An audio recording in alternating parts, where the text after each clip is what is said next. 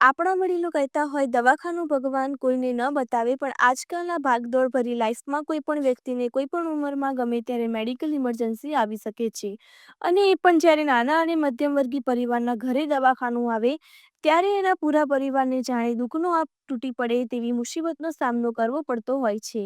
આ બાળક છે રાઠોડ માનવ કાંતિભાઈ, ઉંમર વર્ષ 10, રહેવાનું ભારતનગર મફતિયાપરા આજી રેમ ચોકડી પાસે, રાજકોટ. માનવ ભણવામાં બહુ હોશિયાર પરિવાર, સામાન્ય જીવન જીવી રહ્યો હતો અને દીકરા માનવ ઉપર જ મહામારી આવી.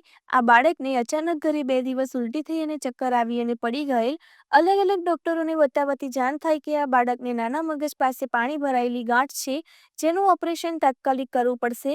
તેમના પરિવારે પાણી કઢાવવા માટેની સર્જરી માટે તૈયારી બતાવી હતી, જેમાં અંદાજે 1 લાખ રૂપિયાનું ખર્ચ થયું અને હવે ગાંઠને બહાર કાઢવા માટે જે સર્જરી કરવાની છે તે ઓપરેશનનું ખર્ચ 4 લાખ રૂપિયા જેવો થાય છે, જેની માટે એમને આયુષ્યમાન કાર્ડમાં PMJY યોજના અંતર્ગત સર્જરી કરાવવાનું નક્કી કર્યું, પરંતુ કોઈ કારણોસર કાર્ડની પ્રોસેસ 4 વાર કરવા છતાં થયેલ નથી.